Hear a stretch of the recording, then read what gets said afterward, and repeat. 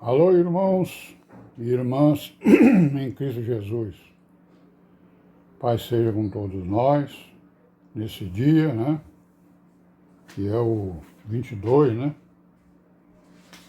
De outubro de 2021, né, irmãos? Graças a Deus, né? Por isso. E estamos aqui, né? Em perseverança, né? Em vigilância, em meditação, em oração, né? Em obediência à palavra, procurando nos instruir, né?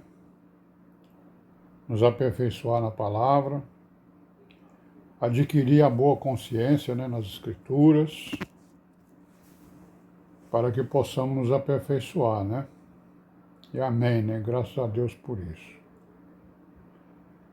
Então, irmãos, vamos aí, né? Continuar aí com a nossa caminhadazinha. Estamos falando aí dos homens, né? Das pessoas, dos irmãos, né? Que procuraram defender, né, a fé cristã da perseguição, né? Dos fortes, né? Dos governantes, principalmente dos governantes romanos, né, que mandaram no mundo muito tempo. Então nós já falamos de vários deles aí. Vamos falar agora de um rapaz chamado Atenágoras. Ele era de Atenas, né?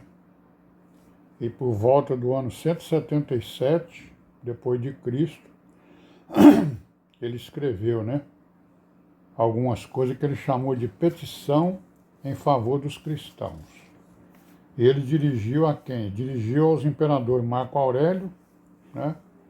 E ao Cômodo, né? São dois imperadores que fizeram grande perseguição à igreja. Então ele fez essa petição a eles. Aí ele vai dizer o quê? Em vosso império as pessoas usam costumes e leis, né? E ninguém proíbe a eles. Quer dizer, todo mundo está usando de leis, de doutrina, de ensinos, né? E ninguém persegue a eles. Aí ele diz assim, ó, cada nação tem a sua religião e as suas crenças, né? Seus deuses, né? E estão sendo respeitados por vocês, imperadores aí, né? Quer dizer, vocês estão respeitando todo mundo. Aí ele diz mais, vós tolerais os deuses egípcios, os deuses gregos, os caldeus, todos os deuses possíveis e imaginários, né? Que existem aí no mundo, vocês estão tolerando, não estão proibindo, não estão perseguindo. Aí ele diz assim, quanto a nós cristãos, né, permitis que sejamos acusados, maltratados e perseguidos e mortos, né, por causa do nosso nome.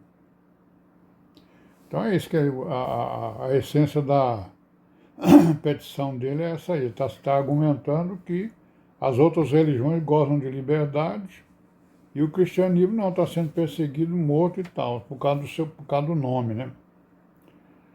Aí o Atenágoras diz o quê? Suplicamos que cesse a degolação a que nos submetem os caluniadores e que rejeitem, né, as calúnias feitas contra nós.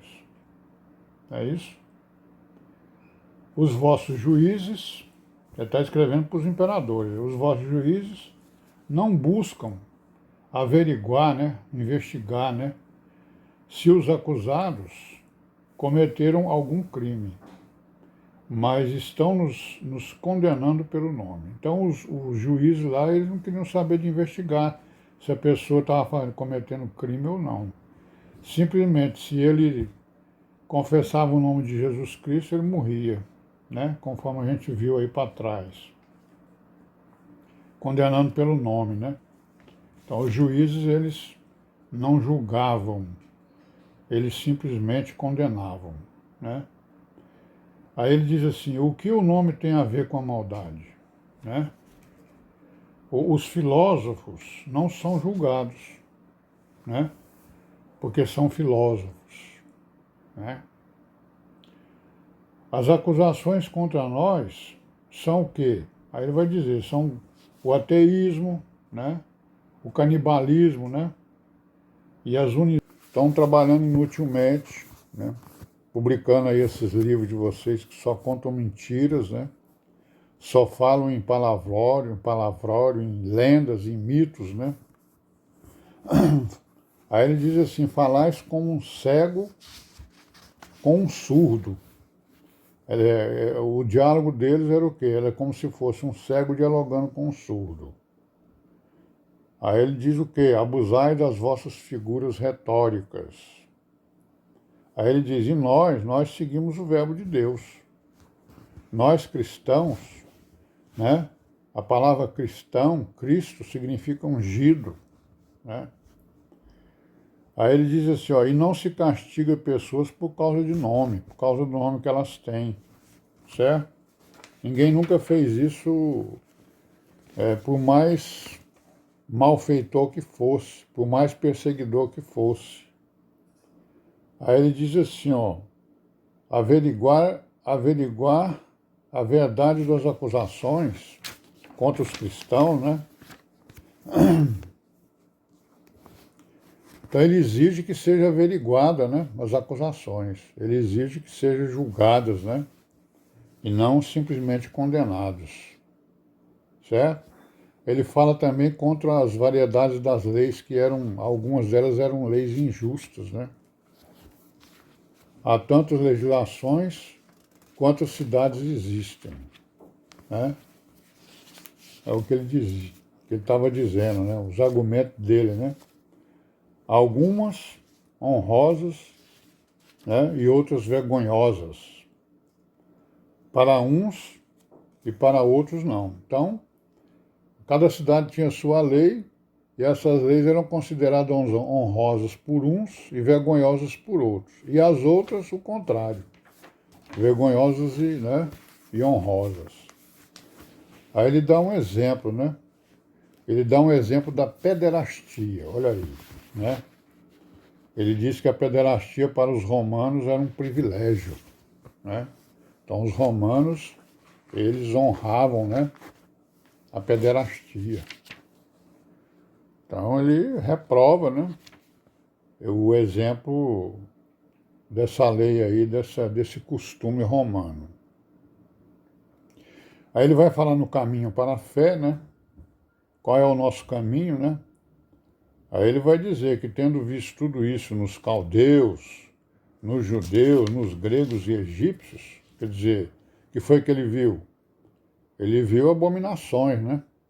Idolatrias, ídolos.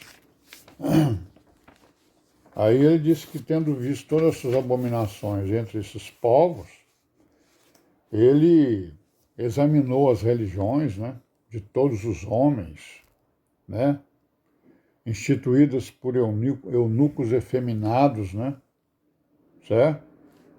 E aí ele se perguntou de que modo seria possível, né, encontrar a verdade, né? Então o Tácito diz o quê? Eu andei pelo mundo, estudei as religiões, as filosofias, e não encontrei nelas a verdade, né? E aí ele disse o seguinte, que em meio às reflexões dele, né, ele examinou as escrituras, né, cristãs, que os romanos chamavam de escritura dos bárbaros. Então os cristãos eram chamados também de bárbaros, né, por causa da sua religião estranha, né, por causa da sua fé estranha para os romanos, né, e para os gregos, né, como são chamados por vós como bárbaros. Aí ele diz assim, que elas são mais antigas que as doutrinas gregas, são mais antigas, acreditei nelas pela simplicidade, pela maturidade e pela compreensão da criação, né? Criação do universo, pela previsão do futuro e pela excelência dos preceitos.